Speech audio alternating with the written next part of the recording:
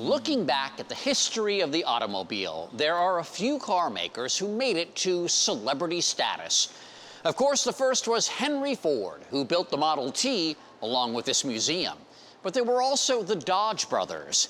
And then there was John DeLorean. Or was that Michael J. Fox? Not sure.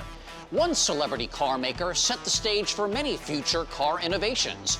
But you'll only find his name tuckered away in history books and museums. Way back in 1948, the demand for new cars was huge because during World War II, automakers had only been building machinery to service the war effort, and most people were stuck driving cars they bought at the end of the Depression. The problem was the big car companies couldn't retool fast enough to meet the pent-up demand. But one man, Preston Tucker, saw that as an opportunity to capture the market with a new, innovative vehicle. Preston Tucker had been around the automobile industry really since he was a teenager. He'd gone to Indianapolis in the 1930s to build race cars, and all of this he thought kind of prepared him to introduce a new car of the future. The Henry Ford's curator of transportation, Matt Anderson, showed me the automobile that should have been an industry game changer. This is the 1948 Tucker 48, brainchild of Preston Tucker, who formed his own automobile company in the years just after World War II. What is special about this car? First of all, the look of this car is unlike anything else on the road in 1948, or today for that matter.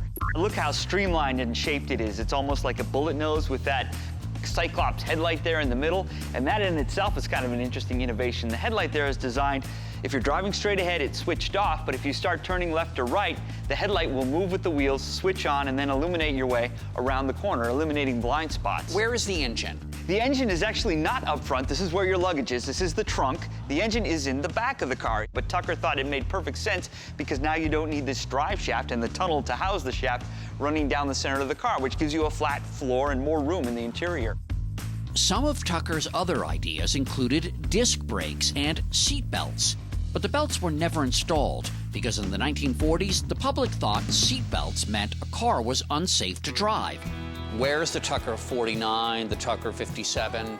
And yes, that's the sad part of the story. There would be no other Tuckers. In fact, only 51 were built, including a hand-built prototype. Tucker had trouble raising money, right? He had really only three ways he could do it. He could either sell stock in the company, he could sell franchises to dealers and have the right to sell these vehicles when they were finally produced, or, and this was his most clever idea, sell accessories for these cars, radios and seat covers and matching luggage, and have a sort of a piece of the car even before it was finished. Tucker did all three, but because his car hadn't gone into mass production, his methods of raising money drew the attention of the U.S. Securities and Exchange Commission, which indicted him on 30 counts of mail fraud and securities violations. Now, he did actually go to trial and was found not guilty on all charges. At the end of the day, the publicity was so terrible, he had lost so much time that the car company was dead, and those 51 cars were all that would ever be built. How much did it sell for? As built, this car was $2,450, but figuring on how much handwork went into building these early cars, it probably cost something like $500,000 just to build the thing. Whoa!